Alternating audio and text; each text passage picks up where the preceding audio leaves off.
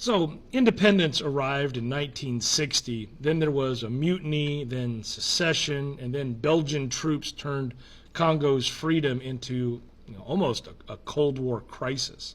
I'm Matt Haskell. I'm a high school history teacher, and I'm taking you through Billy Joel's "We Didn't Start the Fire," line by line, lyric by lyric, and we just finished Psycho, and now we're moving on to, well, the next lyric, and that's Belgians in the Congo. And when Billy Joel sings Belgians in the Congo, he's pointing towards the Congo crisis of 1960 and 1961. So Congo was a former colony that won its independence and almost immediately slid into chaos as Belgian forces then re-entered, and then the global powers are like, hey, what's going on? And so they kind of pile on too. So if we start here, it's like June 30th of 1960. And so the Belgian Congo, a colony of Belgium, becomes the Republic of the Congo, with Leopoldville as its capital. King Baudouin praises King Leopold II's civilizing mission. And you have Prime Minister Patrice Lumumba that answers with an unscripted speech that kind of just is a catalog of the Belgian colonial brutality. You know, there's the hopes were high, but also kind of fragile.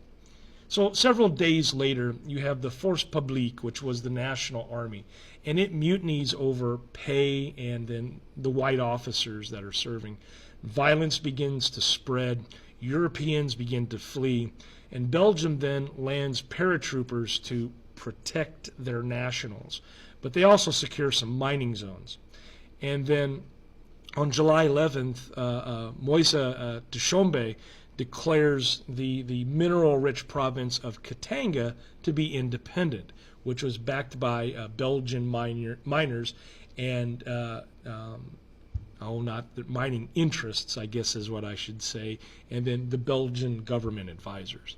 Now, Congo leaders asked the United Nations for help, and so ONUC peacekeepers begin to arrive, and they basically call for Belgium to withdraw while trying to keep the country intact.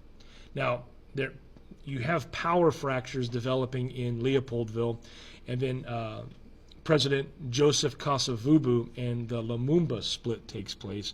Then Colonel Joseph Desiré Mobutu stages a neutralization coup in September of 1960, which sidelines a bunch of the politicians until the professors finish their homework. Lumumba, who turned to the Soviet Union when the UN refused to help him fight Katanga, is then arrested. And then in January of 1961, he is murdered in Katanga with Katangan authorities and Belgian officers complicit.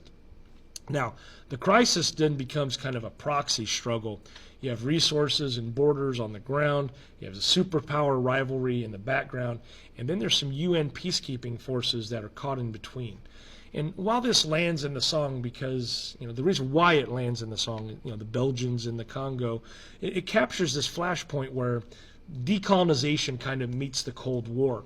Belgian troops return along with corporate and provincial interests, and it turns a celebration into an international emergency, which tests the United Nations and then starts reshaping Central Africa's future. When you tie it back to the song, Belgians in the Congo, Billy Joel evokes independence and intervention and secession, and then just like the UN's blue helmets, and the headlines then made the Congo just kind of like a nightly news map throughout 1960. The reason why it matters, well, the Congo crisis explains how like colonial exit, natural resources, and great power politics can collide. And it's also an origin story for modern UN peacekeeping and for Congo's long struggle to build a stable state after having been part of an empire. If you enjoyed this particular episode, please leave a like, a share, a comment, do all the things if you like, and I will continue to make the content because I'm going to finish this song. So we've moved from Psycho to Belgians in the Congo. Now we're going to go to the next line, and next up will be Hemingway. All right. Thanks for watching.